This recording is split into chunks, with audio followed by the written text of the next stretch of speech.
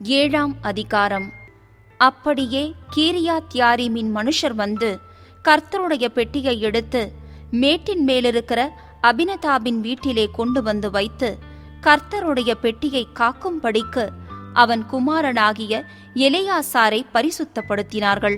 பெட்டி கீரியாத்யாரீமிலே அநேக நாள் தங்கியிருந்தது. 20 வருஷம் அங்கேயே இருந்தது. இஸ்ரவேல் குடும்பத்தார் எல்லாரும் கர்த்தரை நினைத்து புலம்பிக் கொண்டிருந்தார்கள்.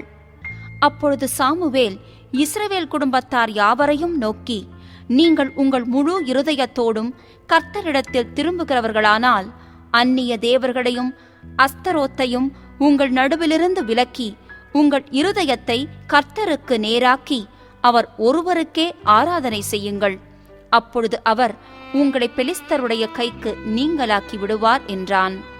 அப்பொழுது இஸ்ரவேல் புத்திரர் பாகால் களையும் அஸ்தரோத்தையும் விலக்கிவிட்டு கர்த்தர் ஒருவருக்கே ஆராதனை செய்தார்கள்.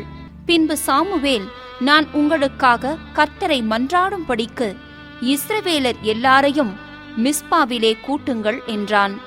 அவர்கள் அப்படியே மிஸ்பாவிலே கூடி வந்து தண்ணீர் மொண்டு கர்த்தருடைய சந்நிதியில் ஊற்றி அன்றைய தினம் உபவாசம் பண்ணி கர்த்தருக்கு விரோதமாய் பாவம் செய்தோம் என்று அங்கே சொன்னார்கள். மிஸ்பாவிலே சாமுவேல் இஸ்ரவேல் புத்திரரை நியாயம் விசாரித்துக் கொண்டிருந்தான்.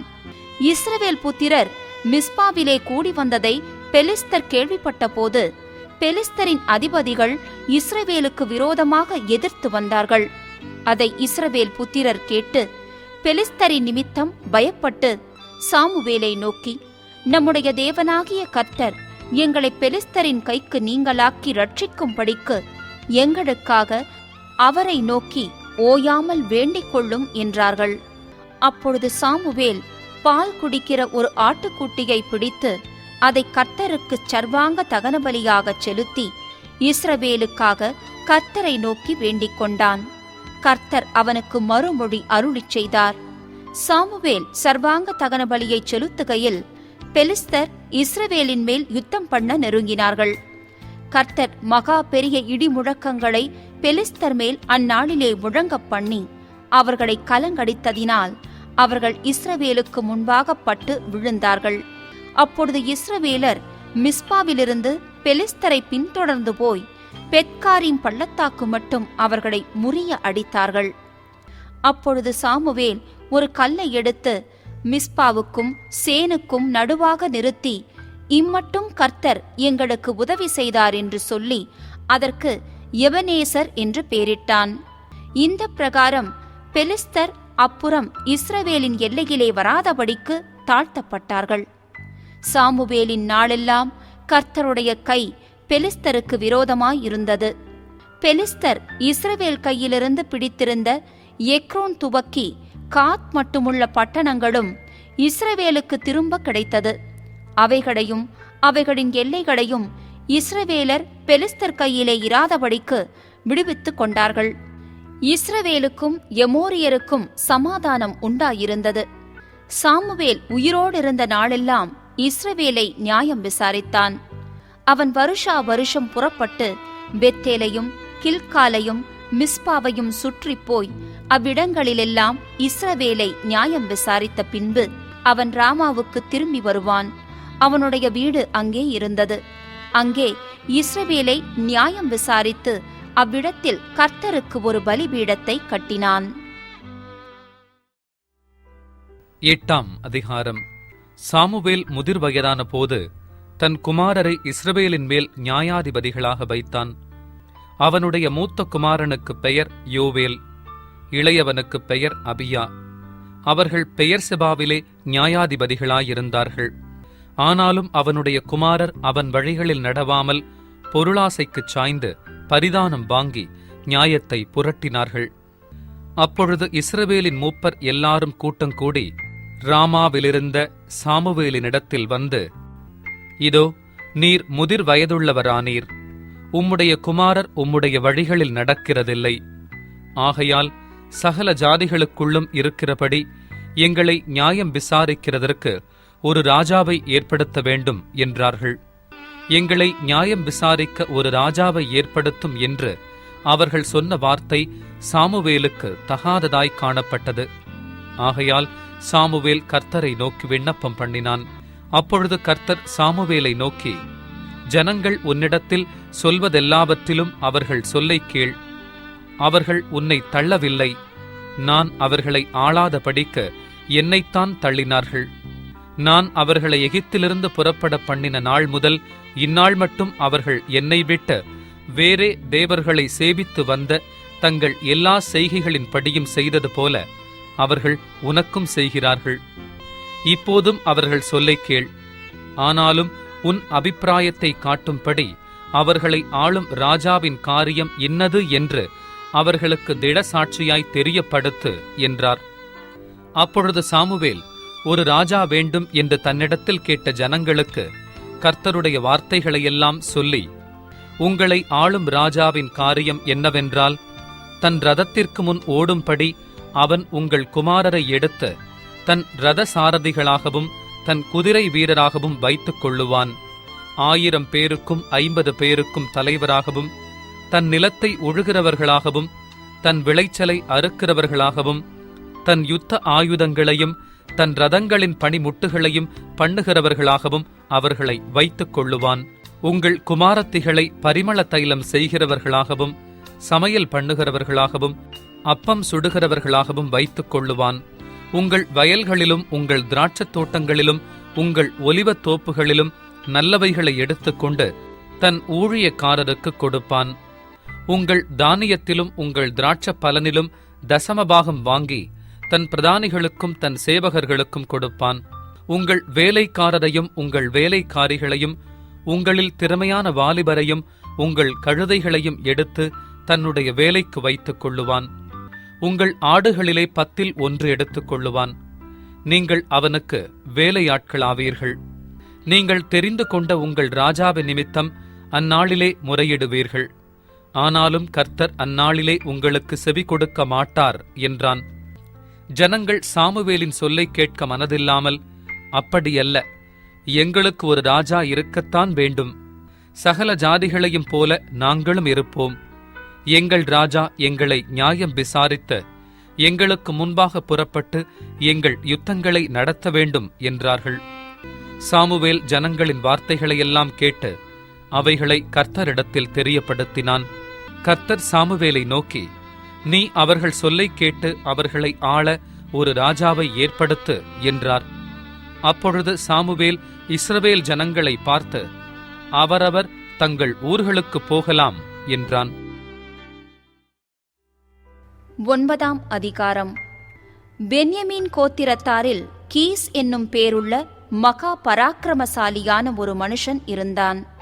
அவன் பென்யமீன் கோத்திரத்தானாகிய அபியாவின் மகனான பெகோராத்திற்கு பிறந்த சேரோரின் புத்திரனாகிய அபியேலின் குமாரன். அவனுக்கு சவுல் என்னும் பேருள்ள சௌந்தரியமான வாலிபனாகிய ஒரு குமாரன் இருந்தான். இஸ்ரவேல் புத்திரரில் அவனை பார்க்கிலும் சௌந்தரியவான் இல்லை. எல்லா ஜனங்களும் அவன் தோளுக்கு கீழாயிருக்கத்தக்க உயரமுள்ளவனாயிருந்தான். சவுலின் தகப்பனாகிய கீசுடைய கழுதைகள் காணாமற் போயிற்று. ஆகையால் கீஸ் தன் குமாரனாகிய சவுலை நோக்கி, நீ வேலைக்காரரில் ஒருவனை கூட்டிக் கொண்டு கழுதைகளை தேட புறப்பட்டு போ என்றான். அப்படியே அவன் எப்பிராயிம் மலைகளையும் சலீஷா நாட்டையும் கடந்து போனான். அங்கே அவைகளை காணாமல் சாலிம் நாட்டை கடந்தார்கள். அங்கேயும் காணவில்லை. பென்யமீன் நாட்டை உருவக் கடந்தும் அவைகளை காணவில்லை.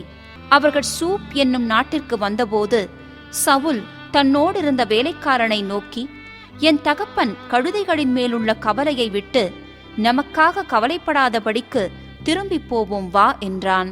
அதற்கு அவன், இதோ இந்த பட்டணத்திலே தேவனுடைய மனுஷன் ஒருவர் இருக்கிறார். அவர் பெரியவர். அவர் சொல்லுகிறதெல்லாம் தப்பாமல் நடக்கும். அங்கே போவோம். ஒருவேளை அவர் நாம் போக வேண்டிய நம்முடைய வழியை நமக்கு தெரிவிப்பார் என்றான். அப்பொழுது சவுல் தன் வேலைக்காரனை பார்த்து, நாம் போனாலும் அந்த மனுஷனுக்கு என்னத்தை கொண்டு போவோம்? நம்முடைய பைகளில் இருந்த தின்பண்டங்கள் செலவழிந்து போயிற்று. தேவனுடைய மனுஷனாகிய அவருக்கு கொண்டு போகத்தக்க காணிக்கை நம்மிடத்தில் ஒன்றும் இல்லையே என்றான். அந்த வேலைக்காரன் பின்னும் சவுலை பார்த்து, இதோ என் கையில் இன்னும் 1/4 சேக்கல் வெள்ளி இருக்கிறது. தேவனுடைய மனுஷன் நமக்கு நம்முடைய வழியை அறிவிக்கும்படிக்கு அதை அவருக்கு கொடுப்பேன் என்றான். முற்காலத்தில் இஸ்ரவேலில் யாதொருவர் தேவனிடத்தில் விசாரிக்கப் போனால் ஞான திஷ்டிக்காரனிடத்திற்கு போவோம் வாருங்கள் என்பார்கள். இந்நாளிலே தீர்க்கதரிசி எண்ணப்படுகிறவன் முற்காலத்தில் ஞான திஷ்டிக்காரன் எண்ணப்படுவான். அப்பொழுது சவுல் தன் வேலைக்காரனை நோக்கி, நல்ல காரியம் சொன்னாய், போவோம் வா என்றான். அப்படியே தேவனுடைய மனுஷன் இருந்த அந்த பட்டணத்திற்கு போனார்கள். அவர்கள் பட்டணத்து மேட்டின் வழியாய் ஏறுகிறபோது தண்ணீர் எடுக்க வந்த பெண்களைக் கண்டு, ஞான திஷ்டிக்காரன் இங்கே இருக்கிறாரா என்று அவர்களை கேட்டார்கள். அதற்கு அவர்கள், இருக்கிறார், இதோ உங்களுக்கு எதிரே இருக்கிறார், தீவிரமாய் போங்கள். இன்றைக்கு ஜனங்கள் மேடையில் பலியிடுகிறபடியினால் இன்றைய தினம் பட்டணத்திற்கு வந்தார். நீங்கள் பட்டணத்திற்குள் பிரவேசித்தவுடனே அவர் மேடையின் மேல் போஜனம் பண்ண போகிறதற்கு முன்னே அவரை காண்பீர்கள். அவர் வரும் மட்டும் ஜனங்கள் போஜனம் பண்ண மாட்டார்கள். பலியிட்டதை அவர் ஆசிர்வதிப்பார். பின்பு அழைக்கப்பட்டவர்கள் போஜனம் பண்ணுவார்கள். உடனே போங்கள், இந்நேரத்திலே அவரை கண்டுகொள்ளலாம் என்றார்கள். அவர்கள் பட்டணத்திற்கு போய் பட்டணத்தின் நடுவே சேர்ந்தபோது, இதோ சாமுவேல் மேடையின் மேல் ஏறிப்போகிறதற்காக அவர்களுக்கு எதிரே புறப்பட்டு வந்தான். சவுல் வர ஒரு நாளுக்கு முன்னே கர்த்தர் சாமுவேலின் காது கேட்க, நாளை இந்நேரத்திற்கு பென்யமீன் நாட்டானாகிய ஒரு மனுஷனை உன்னிடத்தில் அனுப்புவேன். அவனை என் ஜனமாகிய இஸ்ரவேலின் மேல் அதிபதியாக அபிஷேகம் பண்ண கடவாய். அவன் என் ஜனத்தை பெலிஸ்தரின் கைக்கு நீங்களாக்கி ரட்சிப்பான். என் ஜனத்தின் முறையிடுதல் என்னிடத்தில் வந்து எட்டினபடியினால் நான் அவர்களை கடாட்சித்தேன் என்று வெளிப்படுத்தியிருந்தார். சாமுவேல் சவுலை கண்டபோது கர்த்தர் அவனிடத்தில், இதோ நான் உனக்கு சொல்லியிருந்த மனுஷன் இவனே, இவன்தான் என் ஜனத்தை ஆளுவான் என்றார். சவுல் நடுவாசலிலே சாமுவேலிடத்தில் வந்து, ஞான திஷ்டிக்காரன் வீடு எங்கே சொல்லும் என்று கேட்டான். சாமுவேல் சவுலுக்கு பிரதியுத்தரமாக, ஞான திஷ்டிக்காரன் நான் தான். நீ எனக்கு முன்னே மேடையின் மேல் ஏறிப்போ. நீங்கள் இன்றைக்கு என்னோடே போஜனம் பண்ண வேண்டும். நாளை காலமே நான் உன் இருதயத்தில் உள்ளது எல்லாவற்றையும் உனக்கு அறிவித்து உன்னை அனுப்பிவிடுவேன். 3 நாளைக்கு முன்னே காணாமற் போன கழுதைகளை பற்றி கவலைப்பட வேண்டாம், அவைகள் அகப்பட்டது. இதல்லாமல் சகல இஸ்ரவேலின் அபேட்சையும் யாரை நாடுகிறது? உன்னையும் உன் வீட்டார் அனைவரையும் அல்லவா என்றான். அப்பொழுது சவுல் பிரதியுத்தரமாக, நான் இஸ்ரவேல் கோத்திரங்களிலே சிறிதான பென்யமீன் கோத்திரத்தான் அல்லவா? பென்யமீன் கோத்திரத்து குடும்பங்களிலெல்லாம் என் குடும்பம் அற்பமானது அல்லவா? நீர் இப்படிப்பட்ட வார்த்தையை என்னிடத்தில் சொல்வானேன் என்றான். சாமுவேல் சவுலையும் அவன் வேலைக்காரனையும் போஜனசாலைக்குள் அழைத்து கொண்டு போய் அவர்களை அழைக்கப்பட்டவர்களுக்குள்ளே தலைமையான இடத்திலே வைத்தான். அழைக்கப்பட்டவர்கள் ஏறக்குறைய 30 பேராயிருந்தார்கள். பின்பு சாமுவேல் சமையற்காரனை பார்த்து, நான் உன் கையிலே ஒரு பங்கை கொடுத்து வைத்தேனே, அதை கொண்டு வந்து வை என்றான். அப்பொழுது சமையற்காரன் ஒரு முன்னந்தொடையையும் அதனோடு இருந்ததையும் எடுத்து கொண்டு வந்து அதை சவுலுக்கு முன் வைத்தான். அப்பொழுது சாமுவேல், இதோ இது உனக்கென்று வைக்கப்பட்டது, இதை உனக்கு முன்பாக வைத்து சாப்பிடு.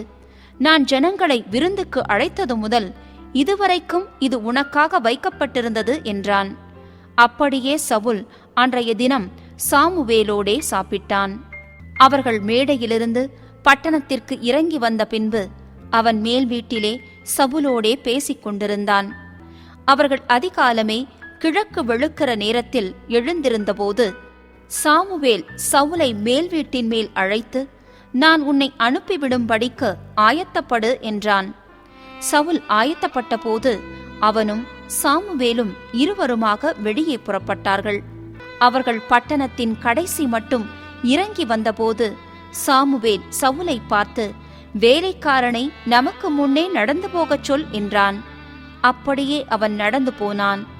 இப்பொழுது நான் தேவனுடைய வார்த்தையை உனக்கு தெரிவிக்கும்படிக்கு நீ சற்றே தரித்து நில் என்றான். 10ஆம் அதிகாரம். அப்பொழுது சாமுவேல் தைலக்குப்பியை எடுத்து அவன் தலையின் மேல் வார்த்து அவனை முத்தஞ்செய்து, கர்த்தர் உன்னை தம்முடைய சுதந்திரத்தின் மேல் தலைவனாக அபிஷேகம் பண்ணினார் அல்லவா? நீ இன்றைக்கு என்னை விட்டு போகிற போது பென்யமீன் எல்லையாகிய செல்சாகில் ராகேலின் கல்லறை அண்டையில் 2 மனுஷரை காண்பாய். அவர்கள் உன்னை பார்த்து, நீ தேடப்போன கழுதைகள் அகப்பட்டது. இதோ உன் தகப்பன் கழுதைகளின் மேலிருந்த கவலையை விட்டு உங்களுக்காக விசாரப்பட்டு என் மகனுக்காக என்ன செய்வேன் என்கிறான் என்று சொல்லுவார்கள். நீ அவ்விடத்தை விட்டு அப்புறம் கடந்து போய் தாபோரிலுள்ள சமபூமியில் சேரும் போது தேவனை படையும்படி பெத்தேலுக்கு போகிற 3 மனுஷர் அங்கே உன்னை கண்டு சந்திப்பார்கள்.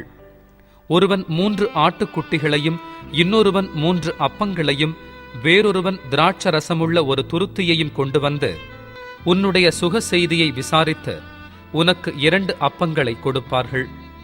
அவைகளை நீ அவர்கள் கையிலே வாங்க வேண்டும். பின்பு பெலிஸ்தரின் தானயம் இருக்கிற தேவனுடைய மலைக்கு போவாய். அங்கே நீ பட்டணத்திற்குள் பிரவேசிக்கையில் மேடையிலிருந்து இறங்கி வருகிற தீர்க்க தரிசிகளின் கூட்டத்திற்கு எதிர்ப்படுவாய். அவர்களுக்கு முன்பாக தம்புரும் மேளமும் நாகசுரமும் சுரமண்டலமும் போகும். அவர்கள் தீர்க்க தரிசனம் சொல்லுவார்கள். அப்பொழுது கர்த்தருடைய ஆவி உன்மேல் இறங்குவார். நீ அவர்களோடே கூட தீர்க்க தரிசனம் சொல்லி வேறு மனுஷனாவாய். இந்த அடையாளங்கள் உனக்கு நேரிடும் போது சமயத்துக்கு ஏற்றபடி நீ செய். தேவன் உன்னோடே இருக்கிறார். நீ எனக்கு முன்னே கில்காலுக்கு இறங்கிப்போ.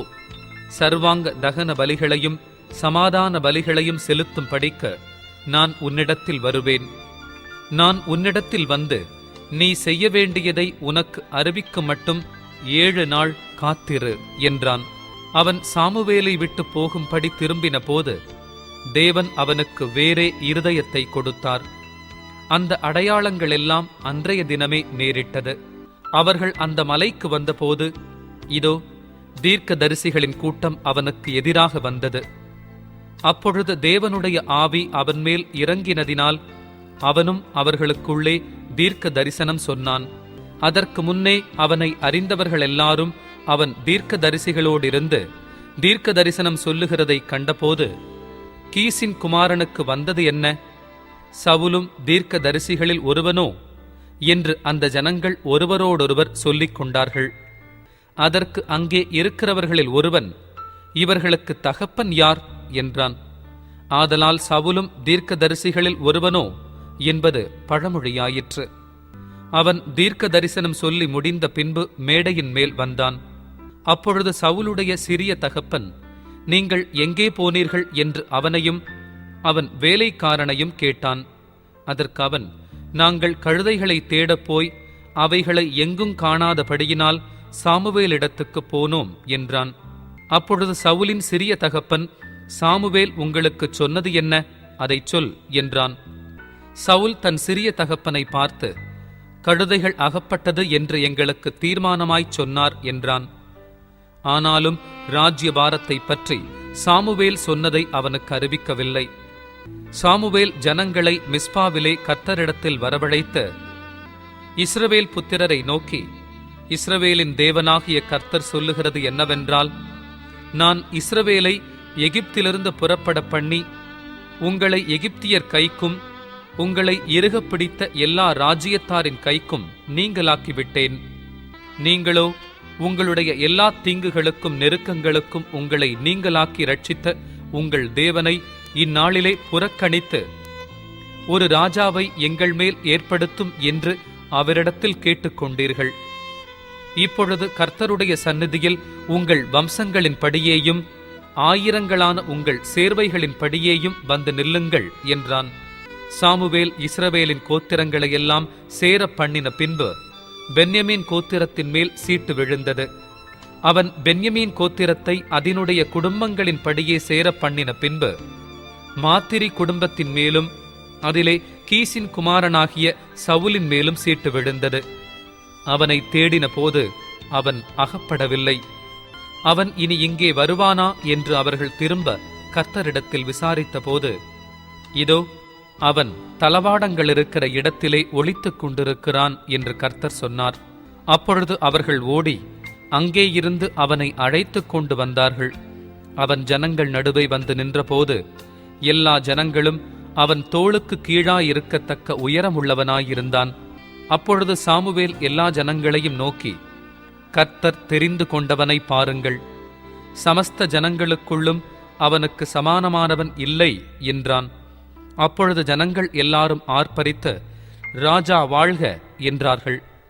சாமுவேல் ராஜாங்கத்தின் முறையை ஜனங்களுக்கு தெரிவித்து அதை ஒரு புஸ்தகத்தில் எழுதி கர்த்தருடைய சந்நிதியில் வைத்து ஜனங்களையெல்லாம் அவரவர் வீட்டுக்கு அனுப்பிவிட்டான். சவுலும் கிபியாவில் இருக்கிற தன் வீட்டுக்கு போனான். இராணுவத்தில் தேவன் எவர்கள் மனதை ஏவினாரோ அவர்களும் அவனோடே கூட போனார்கள். ஆனாலும் பேலியாளின் மக்கள், இவனா நம்மை இரட்சிக்கப் போகிறவன் என்று சொல்லி அவனுக்கு காணிக்கை கொண்டு வராமல் அவனை அசட்டை பண்ணினார்கள். அவனோ காது கேளாதவன் போல இருந்தான்.